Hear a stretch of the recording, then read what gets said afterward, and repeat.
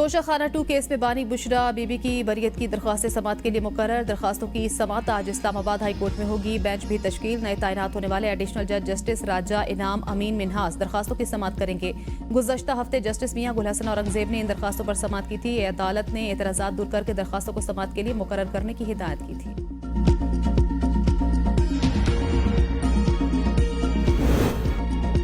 Benches इख्तियारात case का आईनी तरमीम से कोई ताल्लुक नहीं। अगर कोई वैसे ही डरने लग जाए तो अलग बात है। जस्टिस मंसूर अली शाह के बेंचेस के इख्तियारात पर तौहीन अदालत केस में रिमार्क्स। कहा, सवाल प्रैक्टिस एंड प्रोसीजर कानून के सेक्शन 2 का है। बेंच अपना दायरा इख्तियार देखना चाह रहा हो तो क्या केस वापस लिया जा सकता है। अटॉर्नी जनरल का अदालती मुआविनीन पर एतराज। कहा, अदालती मुआविनीन ने आईनी तरमीम चैलेंज कर रखी है। जस्टिस अकील अब्बासी ने रिमार्क्स दिए। तवाज़ुन कायम करने के लिए आपके तजवीज़ करदा नाम भी शामिल कर लेते हैं। अटॉर्नी जनरल ने कहा, मैं कोई नाम तजवीज़ नहीं कर रहा। अदालत ने एहसन हो और ख्वाजा हारिस को भी अदालती मुआविन मुकर्रर कर दिया। अदालती मुआविन मुनीर ए मलिक और जस्टिस रिटायर्ड शाहिद जमील की फुल कोर्ट तश्कील देने की तजवीज़। एडिशनल रजिस्ट्रार सुप्रीम कोर्ट से तहरीरी जवाब तलब। मजीद समात आज होगी।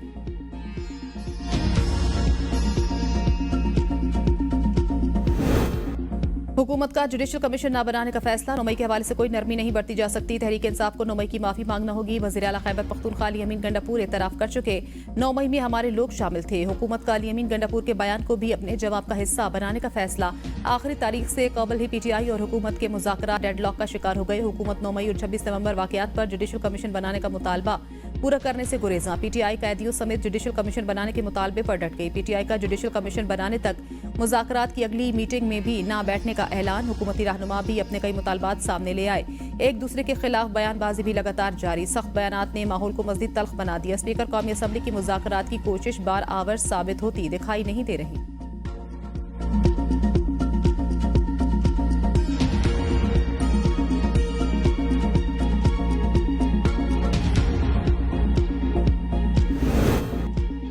हुकूमत ने PTI को तहरीरी जवाब के लिए 28 जनवरी की तारीख दे दी। PTI का चौथी नशिस्त में शिरकत न करने का फैसला। स्पीकर कौमी असम्बली अयाज सादिक की जेर सदारत हुकूमती मुज़ाकराती कमेटी की ज़ेली कमेटी का इजलास। इसाकदार नवीद कमर, अब्दुल अलीम खान, राना सनाउल्लाह, फारूक सत्तार, एजाजुल हक, खालिद मक्सी और चौधरी सालिक हुसैन की शिरकत। मीडिया से गुफ्तगू में तर्जुमान इरफान सिद्दीकी ने कहा, जुडिशल कमीशन बनने या न बनने का भी फैसला नहीं हुआ। इजलास में मुतालबात पर गौर हुआ। कानूनी मुशावरत की गई। ज़ेली कमेटी का इजलास कल और जुम्मा को दोबारा होगा। अपोजिशन लीडर उमर अयूब का भी जवाब। कहा, चौथे राउंड से कबल जुडिशल कमीशन का कयाम जरूरी। जुडिशल कमीशन का कयाम अमल में नहीं लाया जाता तो चौथे मुज़ाकराती राउंड में नहीं बैठेंगे।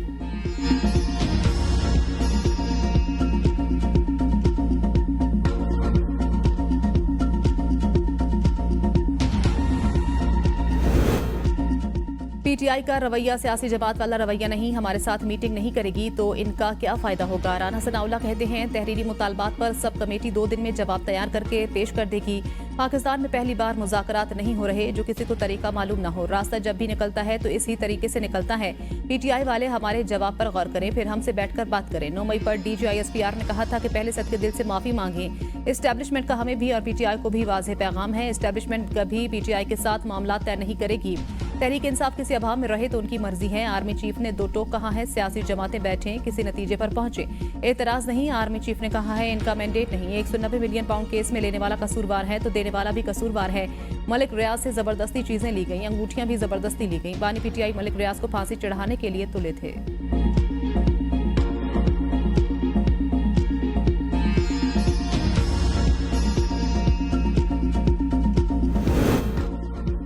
मुज़ाकरात के नाम पर कठपुतलियों के ढोंग ने उन्हें कौम के सामने बेनकाब किया। शेख वकास अकरम कहते हैं, जिस दिन आइन और जमहूरियत बहाल होंगे तो फॉर्म 47 के वजीर मुल्क से भागेंगे।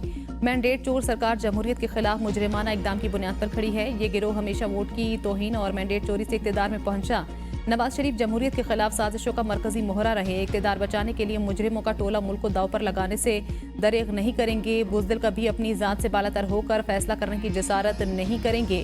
इसका एहतसाब पहले सियालकोट की आवाम और फिर पूरी कौम करेगी। बानी PTI पर कौम का गैर मुतज़लज़ल एतमाद इनकी सियासी मौत का परवाना है।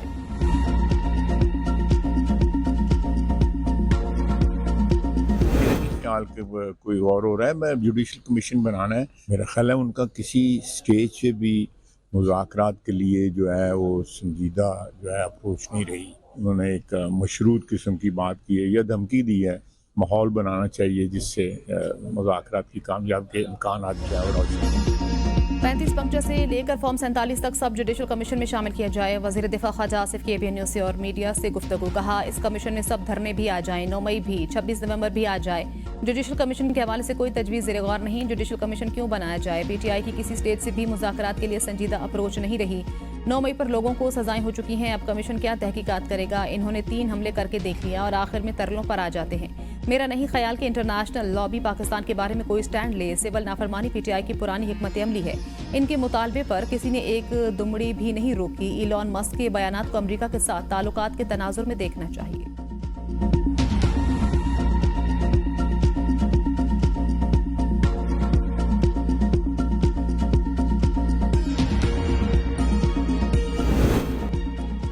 PTI को कहा गया है कौमी असम्बली का बिजनेस मामूल के मुताबिक नहीं चलने देना। स्पीकर कौमी असम्बली अयान सादिक कहते हैं, मैंने कई दफ़ा रिक्वेस्ट की आवाम के इशूज़ पर भी बात करें। वो आधा घंटा 20 मिनट एहतजाज करते हैं, उसके बाद चले जाते हैं। 2014 में पार्लियामेंट पर हमला हुआ था, मैं बेबसी से देख रहा था। मुझे कहा गया फौरी असम्बली इजलास मुलतवी करें, यहाँ मेंबरान को खतरा है।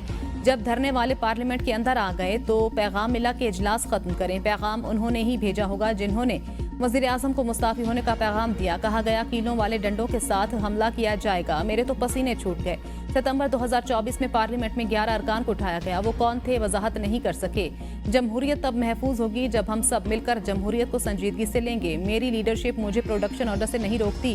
इसाक डार कोशिश कर रहे हैं कि PTI कमेटी की अपने लीडर से मुलाकात हो जाए। अख्तर मेंगल से राब्ते में हूँ, कोशिश है उन्हें मना लूँ। कहा है कि असम्बली से इस्तीफा ना दें।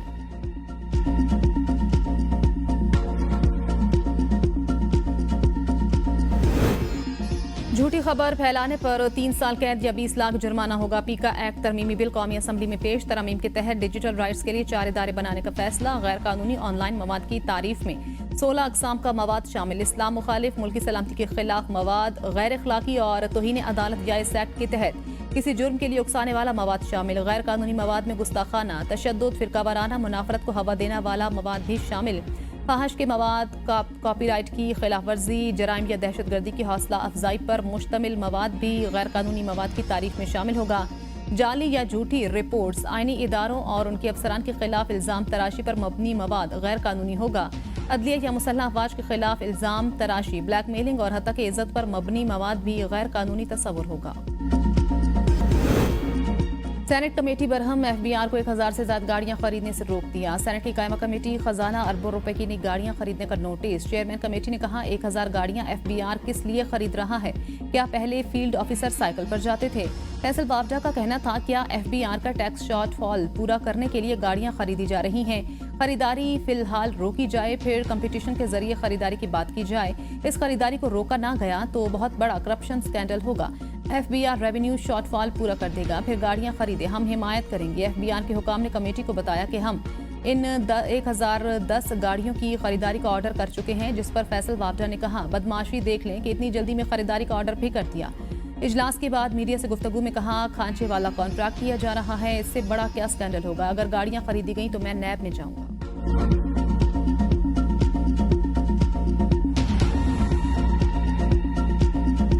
पाकिस्तान की तारीख का सबसे बड़ा करप्शन और रिश्वत का केस है। जब ये बंद लिफाफा कैबिनेट में लाया गया, फिर ट्रस्ट बनाना मियाँ बीवी दोनों का, और ट्रस्ट में ज़मीन भी लेना, करोड़ों रुपया भी लेना, फिर 25 करोड़ का लाहौर का घर में ऑलरेडी मेंशन कर चुका, 5-5 कैरेट की अंगूठियाँ मांगना, रोज़ कैश ट्रांजैक्शन करना, 200 कनाल ज़मीन जो है वो रिश्वत में ले लेना।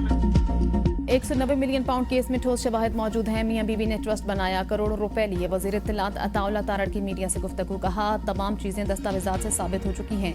इस केस के ठोस शवाहिद मौजूद थे। मियां बीवी ने रिश्वत में 200 कैनाल जमीन ली, ट्रस्ट बनाया गया, अंगूठियां ली गई। इससे बड़ी करप्शन की कोई मिसाल नहीं। बंद लिफाफा काबीना इजलास में लाया गया। सुप्रीम कोर्ट ने भी कहा कि पैसा एक हाथ से लेकर दूसरे हाथ दे दिया गया। हुकूमत पाकिस्तान के पैसे का गलत इस्तेमाल किया गया। अवाम के अरबों रुपए बटोरे गए। जो पैसा जब्त किया गया था वो हुकूमत पाकिस्तान की मलकियत था। PTI वाले अब इस मामले को सीरत से जोड़ रहे हैं। मजहब को सियासत से बाहर रखें, अपनी करप्शन और रिश्वत का जवाब दें। मजहब के पीछे छुपकर अपने घिनौने जुर्म छुपाने की कोशिश मत करें। नैब की प्रेस रिलीज के बावजूद दुबई में प्रोजेक्ट लॉन्च किए जा रहे हैं। दुबई में सरमायाकारी मनी लॉन्ड्रिंग के जुमरे में आएगी।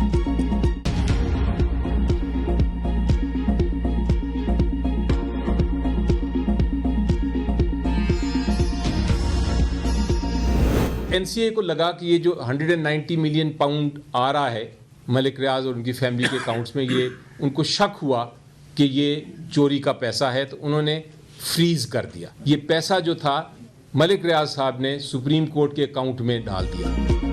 190 मिलियन पाउंड को चोरी का पैसा साबित करने के लिए अदालती फैसला जरूरी है। बैरिस्टर अली जफर कहते हैं किसी अदालत ने ये नहीं कहा कि ये जुर्म का पैसा है। 26वें आईनी तरमीम का फैसला तो सुप्रीम कोर्ट से होना है।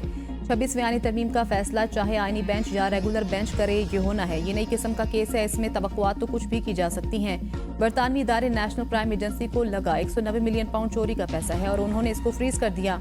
एनसीए ने सेटलमेंट कर ली। पैसा सुप्रीम कोर्ट के अकाउंट में काबीना के फैसले से पहले आया। ये प्रॉपर्टी हसन नवाज से खरीदी गई और दोबारा बेची गई। हसन नवाज शरीफ के बरखुरदार हैं। नैब को सवाल पूछना चाहिए था कि वन हाइड पार्क प्रॉपर्टी कैसे खरीदी। एक सवाल पर अली जफर ने कहा हुकूमत के पास तहरीरी मुतालबात का जवाब देने के लिए 7 दिन का वक्त है।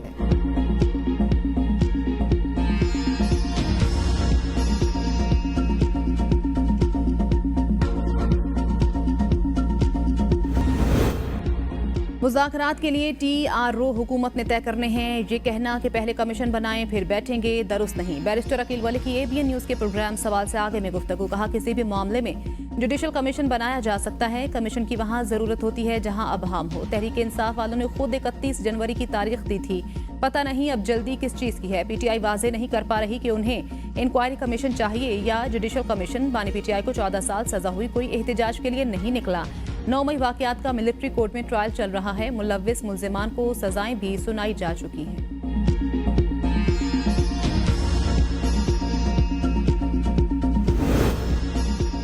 हमने तमाम मुतालबात हुकूमत को तहरीरी शक्ल में दे दी। अली अमीन की एस्टेब्लिशमेंट से चीदा निकात पर बातचीत होती रहती है। सलमान अकरम राजा कहते हैं बैरिस्टर गोहर की मुलाकात में सियासी बातचीत में सदाकत नहीं। हमारा मौक़िफ़ वाज़ेह है।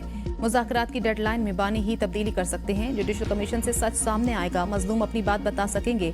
26वें आने तरमीम से अदलिया में मजीद इंतशार पैदा किया गया। हुकूमत की ख्वाहिश होगी चीफ इलेक्शन कमिश्नर की तकर्री पर डेडलॉक रहे।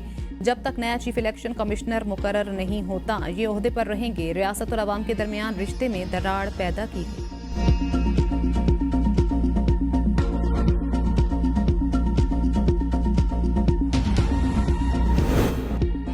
60 से ज्यादा गाड़ियों का काफिला इमदादी सामान लेकर कुरम पहुंच गया। इमदादी सामान में अशिया खुरनोश और रोजमर्रा की अशिया शामिल। काफिला कमिश्नर कोहाट और DIG कोहाट की निगरानी में टल से कुरम पहुंचा। लोअर कुरम से अगवा के बाद कातिल किए गए ड्राइवर तनवीर अब्बास को हंगू में सपुर्द खाक कर दिया गया। नमाज जनाजा में बड़ी तादाद में लोग शरीक हुए। हुकूमत से शरपसंदों के खिलाफ मौसर कार्रवाई का मुतालबा। 16 जनवरी के वाक़े में जहाँ बहक अफराद की तादाद 9 हो गई। अब भी कई लापता हैं। गवर्नर खैबर पख्तूनख्वा फैसल करीम फुंडी से तोरी व बंगिश कबाइल के वफ्द की मुलाकात। गवर्नर ने कहा अमन मुआहदे के बावजूद जिला कुर्रम में हालात नॉर्मल न होना अफसोसनाक। इलाकाई सूबाई और मुल्की सतह पर अमन दुश्मनों को मुत्तहिद होकर शिकस्त देनी होगी। वफ्द ने मौजूदा हालात और मुश्किलात से आगाह किया। शहदा जख्मियों को इमदादी पैकेज की फरहमी के लिए ताउन की दरख्वास्त। खारिज के खिलाफ ऑपरेशन को मुंतकी अंजाम तक पहुँचाने का मुतालबा।